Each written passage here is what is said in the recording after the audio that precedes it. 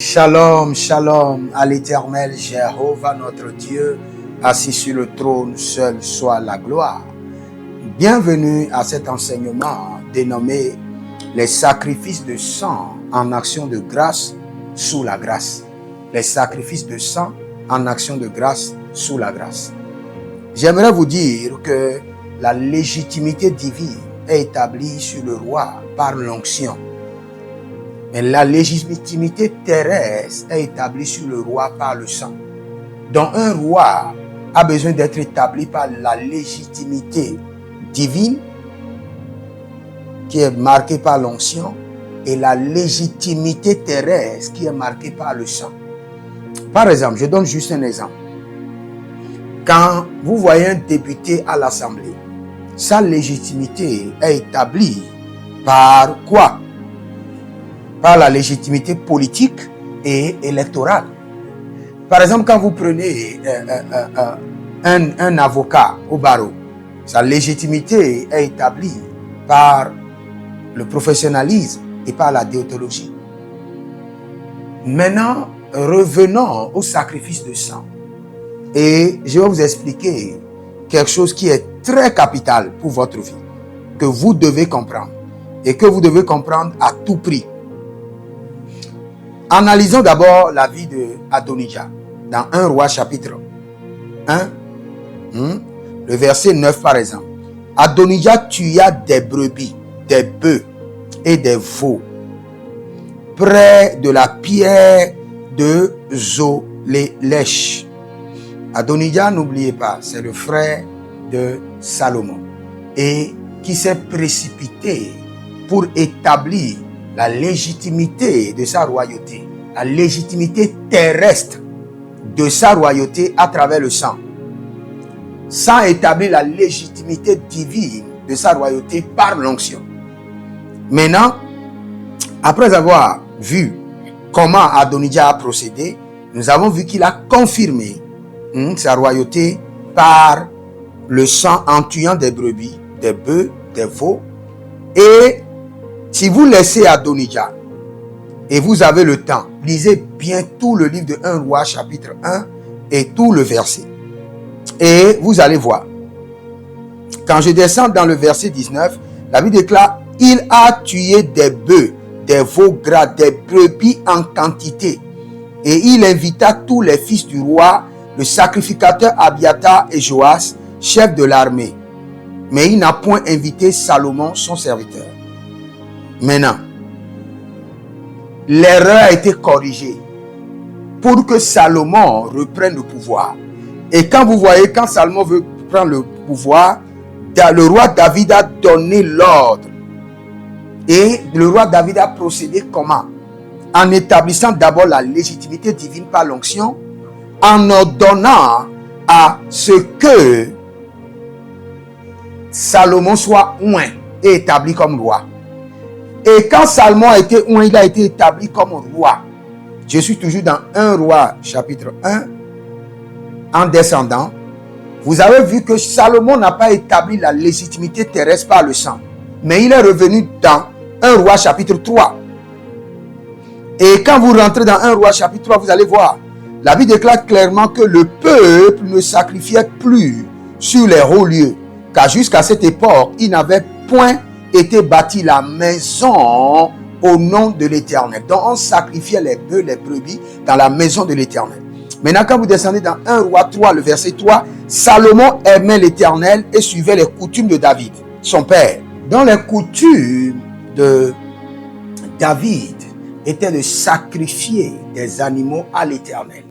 Et je précise, le sacrifice dont nous parlons ici, ce n'est pas pour la purification des péchés.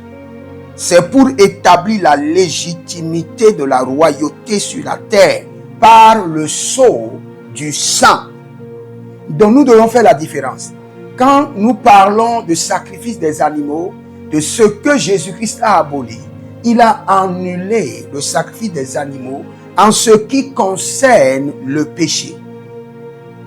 Mais ici nous parlons de la légitimité de la royauté et à travers le sang, ou la légitimité de la royauté, de la domination à travers le sang. Maintenant, je descends pour confirmer ceci. J'ai bien dit que Salomon, quand il a reçu l'onction qui est la légitimité céleste, il n'a pas établi la légitimité terrestre par le sang. C'est pourquoi il est revenu dans 1 Roi chapitre 3, le verset 4. Le roi se rendit à Gabaon pour y sacrifier, car c'était le principal haut lieu. Salomon offrit 1000 holocaustes sur l'autel. Maintenant, je vous pose la question. Est-ce que les 1000 holocaustes de Salomon étaient pour la purification? Non. Étaient pour les péchés? Non. Étaient pour la légitimité terrestre de sa royauté à travers le sang. Maintenant, il y a autre chose que je vais vous expliquer. Pour ceux qui ne comprennent pas la place du sang des animaux qui doit être offert à l'Éternel en action de grâce, sous la dimension de la grâce. Et je peux vous dire quelque chose qui va vous étonner. Vous savez, nous sommes dans la dispensation de la grâce, mais tout le monde n'est pas encore sous la dispensation de la grâce. Il y a plusieurs qui sont encore sous la dispensation de la loi. Et je vais vous étonner encore. L'homme est composé d'esprit, corps et d'âme. Il y a plusieurs personnes, c'est seulement leur esprit qui est sous la dispensation de la grâce. Leur corps est encore sous la dispensation de la loi. Il y a plusieurs personnes, leur âme est sous la dispensation de la grâce, mais leur esprit est encore sous la dispensation de la loi. Ça, c'est un autre enseignement que nous devons encore décortiquer. Mais aujourd'hui, nous voulons plus vous enseigner pourquoi un enfant de Dieu doit aussi faire des actions de grâce en donnant des animaux à l'Éternel. Parce que la Bible nous dit, il dit, faites toutes sortes d'actions de grâce. Aussi longtemps que vous voulez établir la légitimité de votre royauté, de votre domination, de votre trône sur la terre, vous aurez besoin du sang. Et vous aurez besoin de deux sangs. Le sang supérieur de Jésus-Christ de Nazareth qui vous purifie et le sang des animaux qui établit votre royauté. Je descends pour vous montrer quelque chose. Parce que lorsque vous faites preuve d'une réclamation de sang et vous ne donnez pas le sang, vous serez sacrifié. Je vais vous démontrer quelque chose d'abord. Je vais vous démontrer quelque chose. Vous savez, à la naissance de Jésus, je mets Jésus à droite et je mets Moïse à gauche. Et suivez les deux. Suivez les deux. Vous allez voir que à la naissance de Jésus, il y avait une réclamation de sang sur sa vie. Et c'est cette réclamation de sang qui a fait que des milliers d'enfants ont été tués. Allez dans le livre de Luc chapitre 2 à partir du verset 24. Vous allez voir qu'il y a eu de rituels de sang. Plusieurs enfants ont été sacrifiés. Parce que il y a seulement une réclamation de sang sur la vie de Jésus. N'oubliez pas. Et cette réclamation de sang, c'est pourquoi il est allé à la croix et il a payé. Maintenant, écoutez-moi. Quand vous regardez la vie de Moïse, à sa naissance, il y a eu de réclamation de sang sur sa vie. Plusieurs personnes ont été tuées. Lui, il s'est échappé. Il s'est échappé, mais il ne s'est pas échappé à la réclamation de sang. C'est pourquoi quand vous descendez, vous allez remarquer que dans Exode 4, 26, quand Zéphor a appris, Dieu, la réclamation de sang était sur Moïse au point que Dieu lui-même voulait le tuer. Et sa femme, ayant pris le couteau, a coupé le prépuce de son garçon, versé le sang pour payer le prix de la réclamation du sang que Moïse pouvait payer en faisant une action de grâce avec des animaux à l'Éternel. S'il y a de réclamation de sang sur ta vie, tu auras réellement le sang précieux de Jésus qui te purifie. Mais dans la vie, tu seras limité. Ton trône sera remis à une autre personne. Ta royauté sera saccagée. Ta domination sera dépourvue de force. Pourquoi? Parce que la légitimité de la royauté, de la domination, de l'élévation, de l'expansion sur la terre est légitimisée par le sang, mais dans le ciel par l'onction. Et tu as besoin des deux. Donc tu peux prendre le temps de lire bien Luc chapitre 2, le verset 24, pour voir le rituel de sang qui est concernant Jésus. Et dans 2 Rois 3, 37, tu verras encore le rituel de sang pour la préservation de la royauté et de la victoire. Et dans Exode 4, le 26, tu verras aussi l'intervention du sang en ce qui concerne Moïse. Et j'ai bien dit dans Matthieu 2, le verset 16 à 18, tu verras comment la réclamation de sang a été opérée sur la vie de Jésus.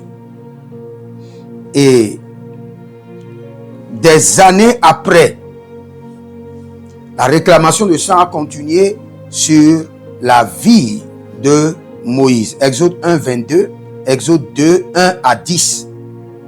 Maintenant, écoutez très bien. Je suis dans Matthieu chapitre 26, 28. Vous devez comprendre que le sang de l'alliance est bien pourquoi? Pour le pardon des péchés. C'est ce que la Bible nous dit. Matthieu 26, 28. Le sang de l'alliance est pourquoi? Le pardon des péchés. Pas pour l'affermissement de la royauté. Le sang de Jésus te pardonne, te purifie et te positionne. Mais pour la royauté, soit tu paies un grand sacrifice, et le sacrifice demandé, souvent c'est le sacrifice de sang. Maintenant, vous serez étonnés. Vous serez étonnés. Surtout quand vous analysez la vie du roi de Moab. Le roi de Moab avait un décret, une résolution divine sur sa vie, par laquelle il doit succomber devant la guerre et sa royauté doit être transférée à Israël. Et le gars, ayant regardé à gauche et à droite, il n'y avait pas de bœuf à sacrifier. Et il a pris son premier fils, il l'a immolé. Et il a défié une bataille mandatée par Dieu lui-même. Il n'a pas défié Dieu, mais il a défié Israël. Et le décret qui a été libéré contre lui, à cause du sacrifice de sang. Maintenant, je vais vous dire quelque chose, frères et sœurs. Le vrai problème que nous avons, c'est que nous voulons nous limiter à la Bible physique, pas à la Bible de l'Esprit. Parce que c'est l'Esprit qui enseigne les profondeurs de Dieu.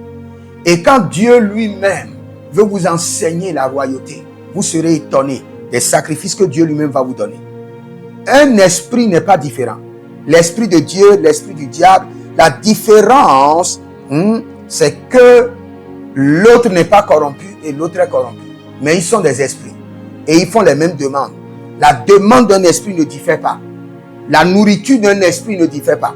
La même nourriture de l'esprit que Dieu mange, la même nourriture est mangée par le diable. C'est pour vous dire que, en tant qu'enfant de Dieu, il y a des moments de votre vie où vous avez besoin de sacrifice de sang. Et ce sacrifice de sang, c'est surtout en fin d'année. Afin de ne pas tomber dans les réclamations de sang. Et si vous êtes un Africain, sachez que vous avez des hôtels de réclamation de sang dans toutes les familles. Et en fin d'année, prenez des animaux et donnez à l'Éternel en action de grâce. Et dites au Seigneur, s'il y a des batailles qui nécessitent le sang de Jésus, je donne le sang précieux de l'agneau, le sang supérieur. S'il y a des batailles qui nécessitent le sang des animaux, je libère les animaux aussi. Ce qui veut dire que toute bataille qui viendra contre vous avec les armes du sang des animaux ne pourra pas vous vaincre. Il y a plusieurs personnes aujourd'hui, ils ont le sang de Jésus, mais ils sont défiés par le sang des animaux. Pourquoi? Parce qu'ils n'ont pas compris et ils ne veulent pas comprendre. Si tu ne veux pas régner, tu ne veux pas dominer, tu ne veux pas diriger, tu n'as pas besoin de faire de sacrifice de sang. Mais si tu veux régner, dominer, établir la légitimité de ta royauté, tu dois forcément verser le sang. Et quel sang? Le sang des animaux, pas le sang humain. En action de grâce.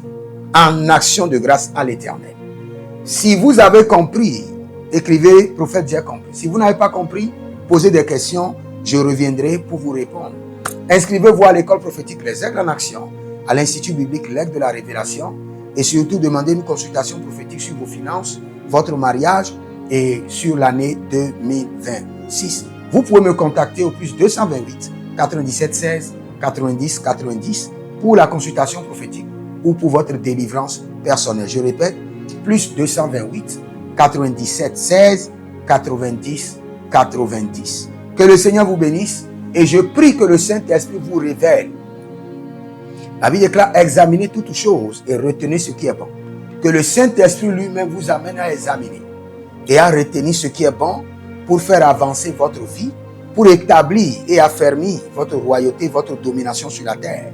Au nom de Jésus-Christ de Nazareth. Que le Seigneur vous bénisse. L'Éternel a parlé, l'Éternel a agi. Shalom.